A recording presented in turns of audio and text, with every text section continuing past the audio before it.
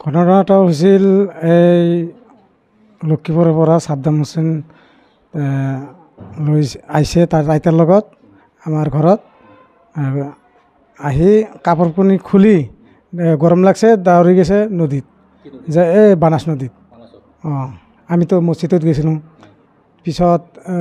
তাহোন আৰু এটা আপি মানুহ খবৰ দিল আমাক যে নদীত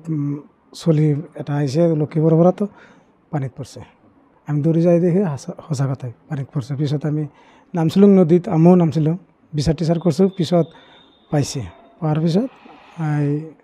এম্বুলেঞ্চ খবৰ দিছিল পিছত তাৰে মানুহ আৰু একজনে কৈছে নাই বুলি কৈছে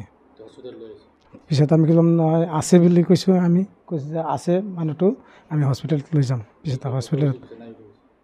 বেলেগে মানুহ কৈছে যে নাই বুলি ডক্টৰেও নাই বুলি কৈছে